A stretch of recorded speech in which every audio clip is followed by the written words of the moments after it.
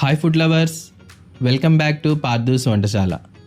ఇవాళ మన వంటశాలలో చామదుంపల కూర ఎలా తయారు చేయాలో తెలుసుకుందాం. ఈ చామదుంపల కూర రెగ్యులర్గా మీరు చేసుకునేలా కాకుండా ఇవాళ నేను ఈ వీడియోలో చేసినట్లు చేసి చూడండి, అందరికీ తప్పకుండా నచ్చుతుంది.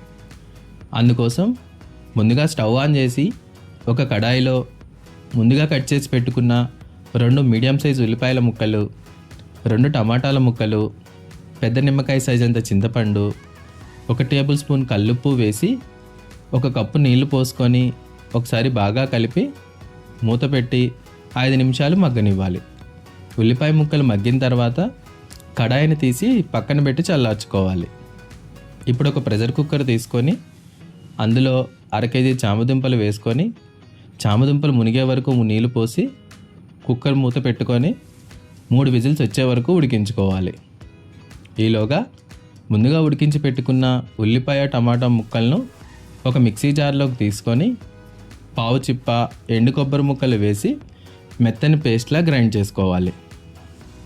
ఇప్పుడు ఒక కడాయిలో 4 టేబుల్ స్పూన్ల ఆయిల్ వేసుకొని అది కాస్త వేడయ్యాక 1 టేబుల్ స్పూన్ తాలింపు దినుసులు, 2గా కట్ చేసుకున్న 3 పచ్చిమిరపకాయల ముక్కలు, 2 రెబ్బల కరివేపాకు, 1 టేబుల్ స్పూన్ అల్లం వెల్లుల్లి పేస్ట్ వేసి అవి కొంచెం వేగాక 1 టీ స్పూన్ పసుపు, ముందుగా గ్రైండ్ చేసుకున్న ఉల్లిపాయ టమాటా పేస్ట్ని వేసుకొని బాగా కలిపి 2 నిమిషాల పాటు మగ్గాక 2 టేబుల్ స్పూన్ల కారం, 1 టేబుల్ స్పూన్ ఉప్పు, ఉడికించి తోలు తీసుకొని చిన్న ముక్కలుగా కట్ చేసి పెట్టుకున్న చామదుంప ముక్కలు వేసి ఒకసారి బాగా కలిపి 2 కప్పుల నీళ్లు పోసి మూత పెట్టి 10 నిమిషాలు మగ్గించుకోవాలి.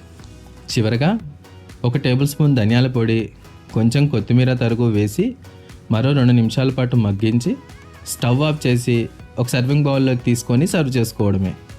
అంతే అండి, గుమగుమలాడే చామదుంపల కూర రెడీ. ఇది అన్నంలోకి మాత్రమే కాకుండా చపాతీ, రోటీల్లో కూడా చాలా బాగుంటుంది. ఈ వీడియో కనుక మీకు నచ్చినట్లయితే లైక్ చేసి అందరికీ షేర్ చేయండి.